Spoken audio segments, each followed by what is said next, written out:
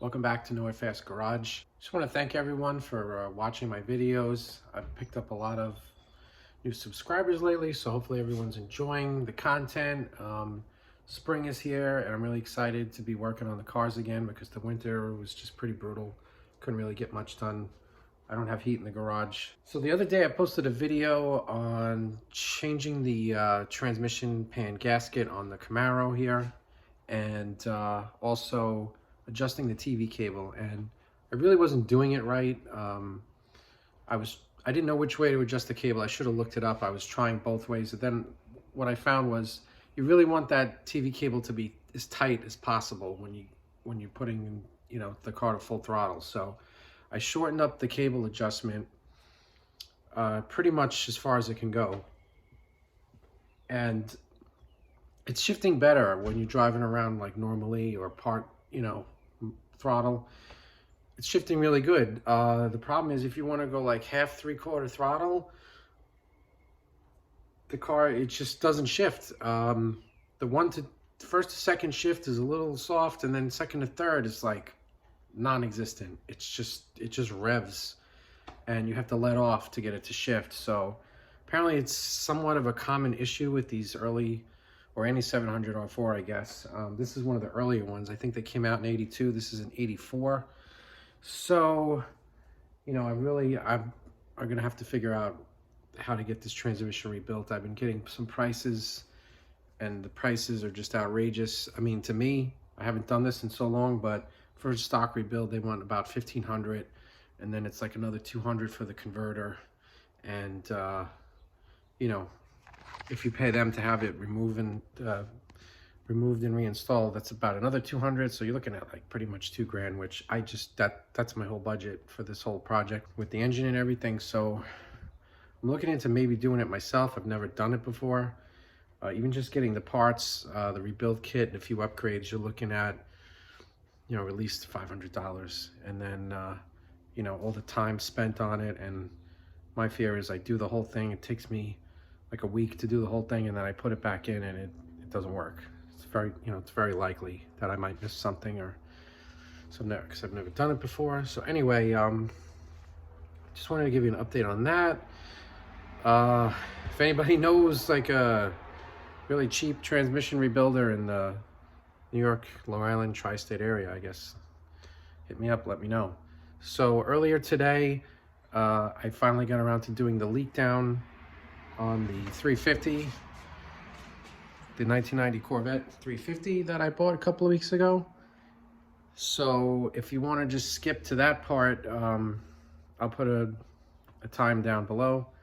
Now, the reason that I want to do a leak down test is because I bought this engine and I don't know the history of it, and without having a starter on it and a battery hooked up, you can't do a compression test on it. So I just want to see basically what the condition of the cylinders are, if there's any problems with rings, valves, head gaskets. So doing the leak down test is going to show how well the cylinders all hold pressure. So it will help determine to some degree the condition of the inside of the engine. If the readings come out good on all the cylinders, then I'm just gonna proceed with cleaning this up and getting it ready to go into the car. If I find a problem, then we'll have to see what needs to be taken apart and looked at and potentially fixed. Another thing is, a leak down test is not just for an engine that's out of a car, half apart like this one is. You could do it to your engine in the car.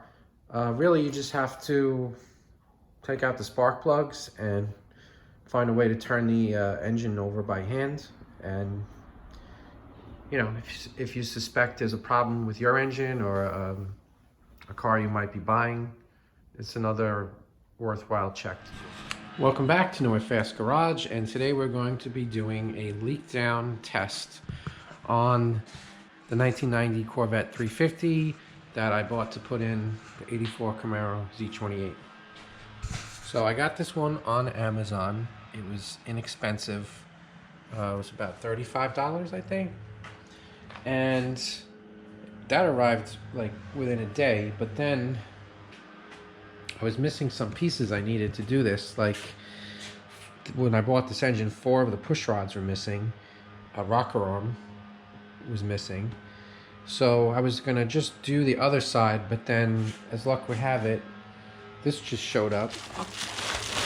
Ordered from Rock Auto. It was supposed to come, I think I ordered it Wednesday or Thursday. They said it was arriving Monday, but it arrived today, Saturday. So I got the 4 push rods that I need and the rocker arm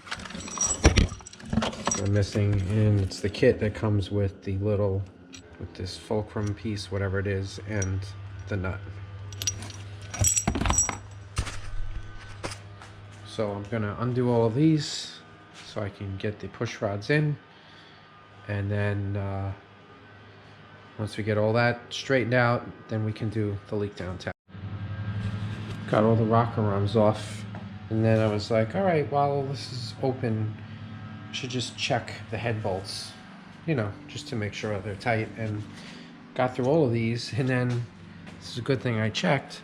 This one is totally backed out, like half an inch. Very strange.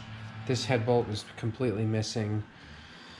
Why this one is backed out, who the heck knows, but I'm gonna pull it out, take a look at it, see if anything's going on there. Okay, well, I got the bolt out. It did not come out easily. It's all this crud on it. I guess it looks like it's got thread sealant on, like it goes into the coolant passage or something, and it's just all cruddy. I don't know if that's showing up on the camera, but it's just really, really cruddy, dirty inside that bolt hole.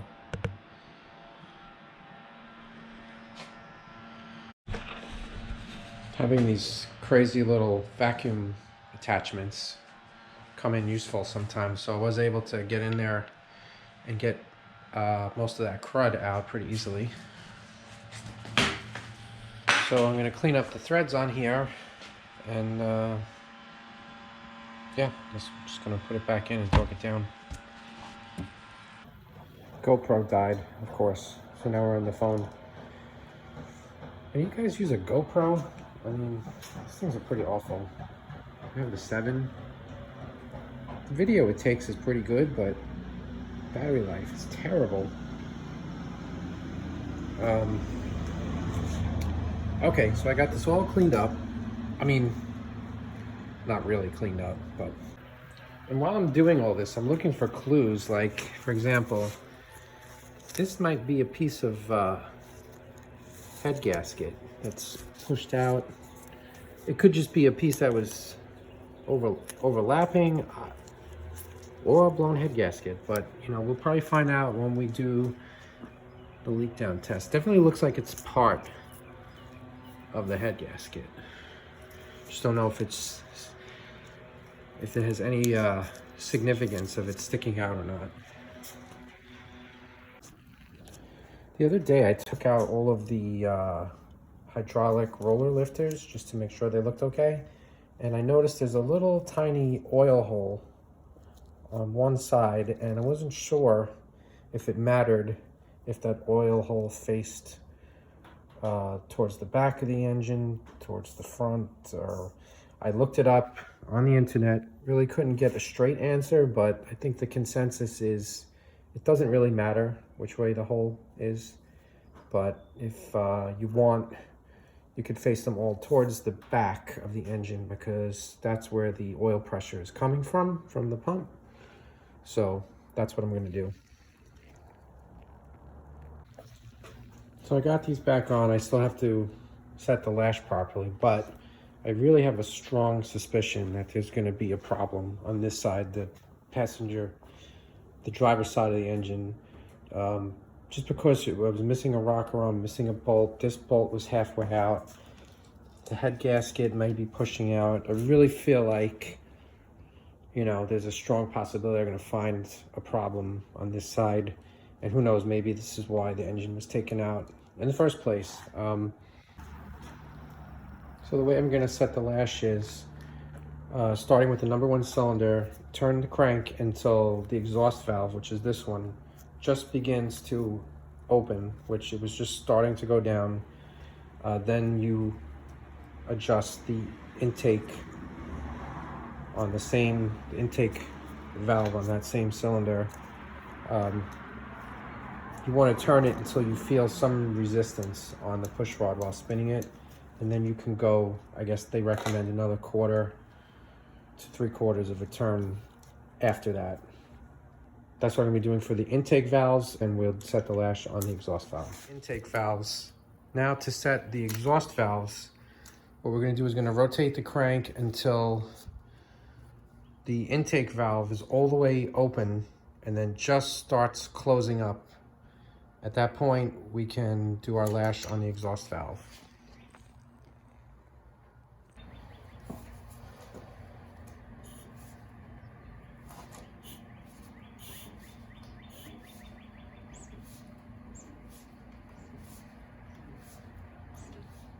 Okay, so the intake valve is starting to open.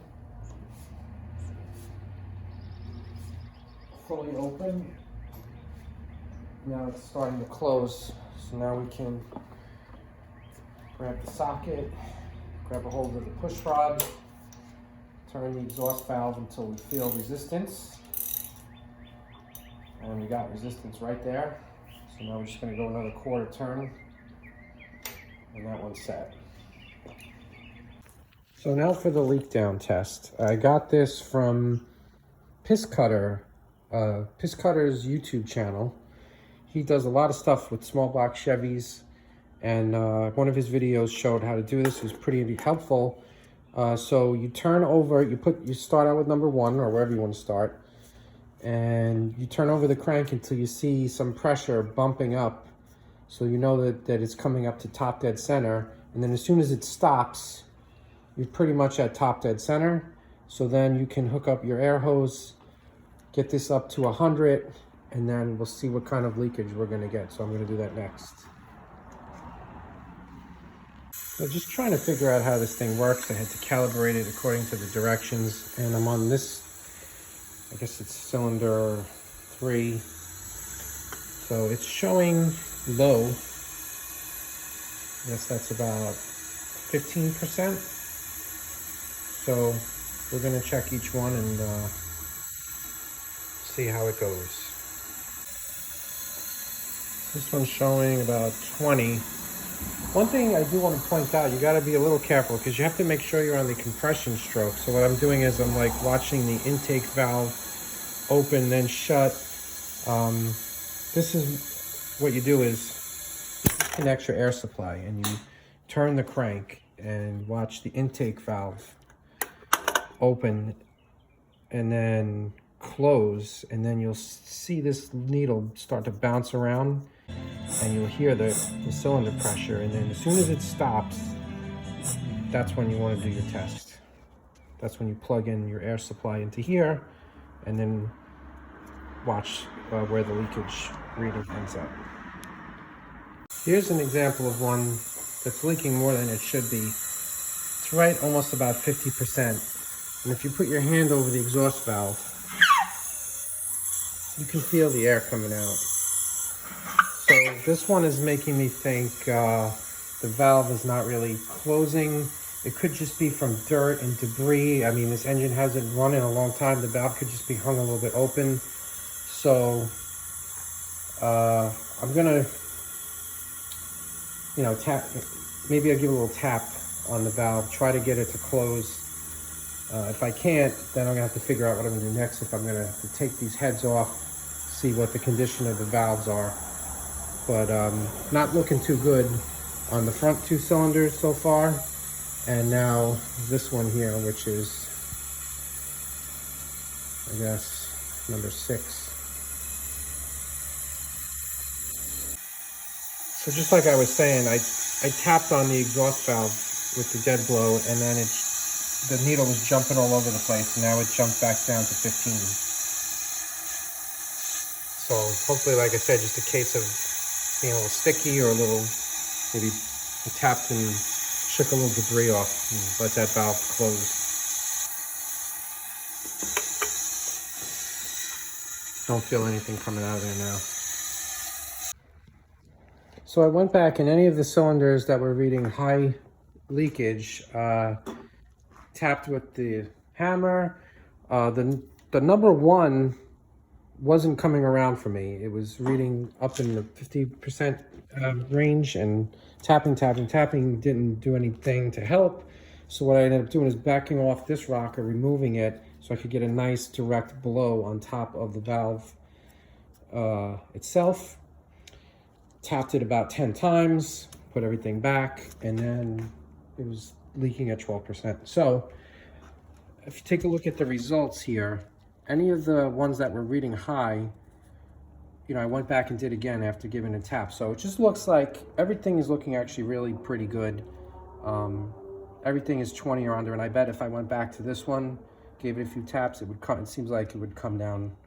But you know, the gauge is saying 20% is low. The instructions are saying the cylinder that is not leaking will read approximately 20% in the green band. So if I'm at 20 or below, it's pretty good. I was surprised. I thought I was going to have a problem with this cylinder because it was missing the rocker, or this one because it looked like maybe the head gasket was coming out, but I guess that's just the edge of it and it doesn't really matter. So the good news is, you know, compression, it should be good for all the cylinders with the results of the Leakdown test. So I'm going to keep going with my cleaning. I guess what I'll do next is I don't really need to, but I clean this whole side up.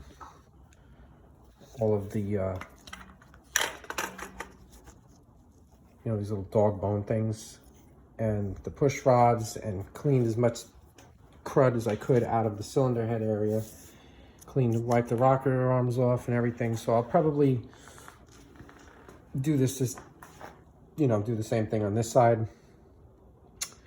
And then, you know, might just throw an oil prime on it and see what the oil pressure looks like.